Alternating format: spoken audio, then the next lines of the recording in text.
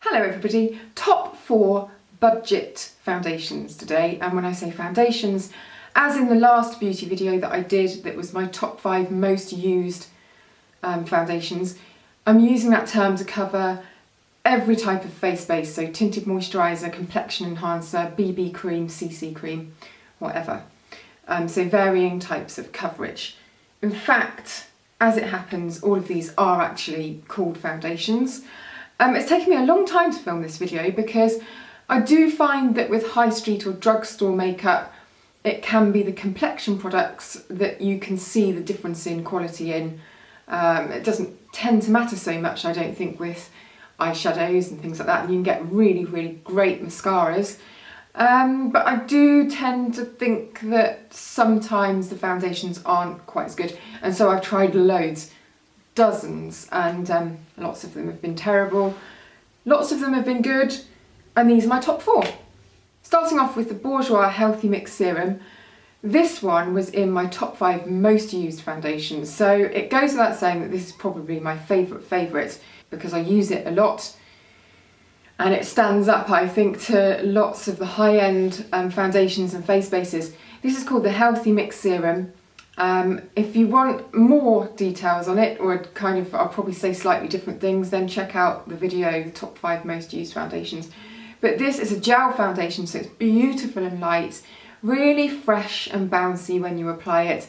Brilliant if you've got oily skin because it's got a very fresh, non-greasy feel, but also if you've got dehydrated skin because it feels very juicy and hydrating. So I just think this has the most beautiful finish. It looks really youthful and fresh. I'm going to use the word fresh again because that's what it is. But just brilliant, I think. I would really say if you're looking for a great foundation with a gorgeous finish, and you don't need ultra coverage, then this is the one for you. I lied when I said they were all foundations. They're not. This would probably be my second pick. And it's a BB cream. This is the Effaclar BB Blur, and this is from roche-posay. Now, there was a massive downfall with this product before we go any further. Afternoon, Mr. Magpie. And that is that it only comes in 2 shades, which infuriates me beyond belief. It comes in light, medium, and fair to light. And both shades, I have to say, are quite similar. It's not like they cover a broad spectrum from very, very fair to kind of dark medium. Doesn't even cover that. And the fact that I can actually wear both of these without it looking too weird just goes to show how similar the shades are. Apart from that, which is a massive thing, this is a brilliant base. It's kind of like a light mousse, and when you spread it on, it has this amazing ability to just kind of take the light, bounce it back, but in between blur everything on your face. So it's like live retouching basically, but it doesn't feel like you're wearing hardly any makeup at all, to be honest. UVA and UVB protection, SPF 20, and the whole point of this is that it's very good for people who find themselves getting very oily. It's great to oil control. It doesn't treat anything necessarily, but if you find that nothing sits on your skin because you're so oily and you don't want to have to go for something very mattifying and heavy looking, this is your one. I don't tend to wear it a lot at the moment because I don't really have any oiliness. But saying that, even on my dry patches, it just glides right over and just looks perfect, really. You can see me putting it on in the video, and it's just completely flawless. Yet the coverage isn't like an opaque coverage, it's just trickery, magic.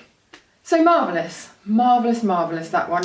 Let's go in now for the 2 heavy coverage options. Now, if you're a fan of something like Estee Lauder Double Wear, and you want something that really gives good coverage and that stays in place but looks natural, then this is the one.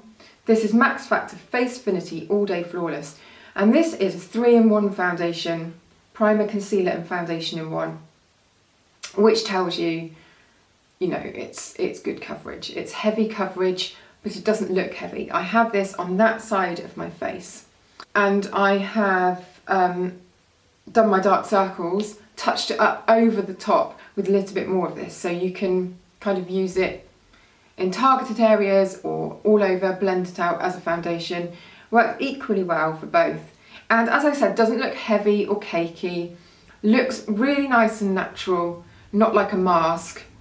It isn't drying, but what I would say for anybody with very dry skin or kind of normal to dry skin is use a really good moisturiser before anything that's got quite a heavy coverage, because you do find that it will just sit better. So I like to use a really good moisturiser, let that sink in for, you know, 5-10 minutes, and then go in with my foundation. I just find it glides on better. The one that I have on the other side of my face is the L'Oreal Infallible 24-Hour Matte, and I discovered this either last year or I think even the year before, and I was doing my makeup in the back of a car and it just went on, and I thought, wow, my skin looked so megawatt glowing, yet it's mattifying. So I was really, really impressed with that.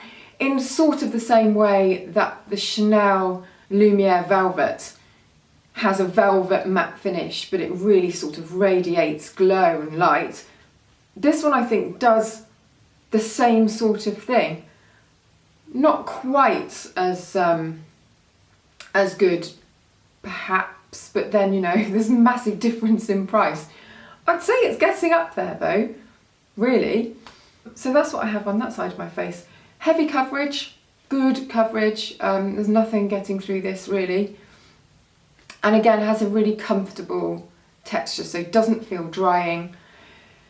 If I had very, very dry skin, very flaky skin, then obviously I'd be being careful with this. But if you've got oilier skin, combination skin, then just perfect. So there we go. Those are my top 4. As I said, loads that I've tested, and there are loads of good ones out there. Just spotted something with the lid off on my carpet. But, you know, for the sake of making the video, I had to pick some that I like the best, and those are they. So I hope that you found that useful. If you're on the hunt for a good foundation and you don't have a lot to spend, most of those are around the £10 to £12 mark. I'm going to put all the links below in the description, including the shades that I use of each one, just to help you out in case that's helpful. And yeah, I hope that you like these videos, kind of rounding up the things that I've tested and the best ones.